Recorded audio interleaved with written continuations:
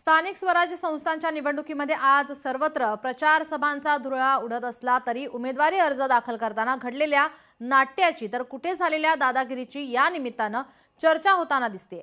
जामनेर असू दे, नांदेड असू दे किंवा राज्यातील इतर ठिकाणं, या ठिकाणी झालेली फोडाफोडी, हाणामारी हा या नाट्याचा पहिला अंक पाहिला तर निवडणुकांच्या निकालापर्यंत क्लायमॅक्स कसा असेल याची झलक यातून दिसते।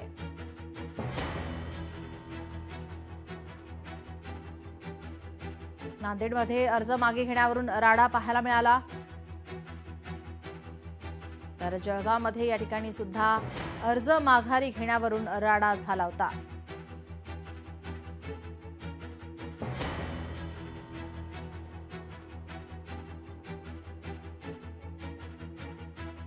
मला असं वाटतं जे नीच पद्धतीने राजकारण करतात, जे हिंदू साधूंना मारण्याचे आरोपी आहेत त्यांना पक्षात घेण्याचा प्रयत्न करतात, खरी सद्बुद्धीची गरज त्यांना आहे।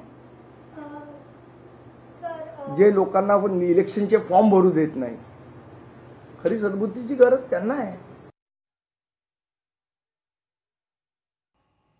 फोडाफोडी आणि हाणामारीचं या ठिकाणी चित्र आपण पाहतोय। अनेक ठिकाणी अर्ज मागे घेण्यावरून राडा पाहायला मिळाला तर पक्षांतर सुद्धा या ठिकाणी आगामी निवडणुकीच्या पार्श्वभूमीवर पाहायला मिळालंय। फोडाफोडी हाणामारी नाट्याचा हा पहिला अंक निवडणुकांच्या निकालापर्यंत क्लायमॅक्स हा या ठिकाणी पाहायला मिळतोय। अर्ज मागे घेण्यासाठी दबाव तंत्र असल्याचा आरोप सुद्धा जळगावमधून करण्यात आलेला पाहायला मिळतोय।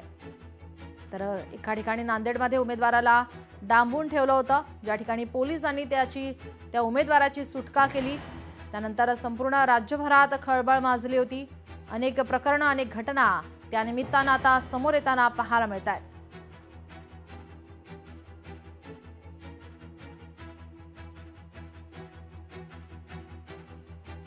स्थानिक स्वराज्य संस्थांच्या निवडणुका आणि सर्वत्र प्रचारांचा धुरळा उडत असला तरी उमेदवारी अर्ज दाखल करताना घडलेल्या नाट्याची तर कुठे झालेल्या दादागिरीची या निमित्ताने चर्चा होताना दिसतेय। जळगावमध्ये एका उमेदवाराला डांबून ठेवलं होतं।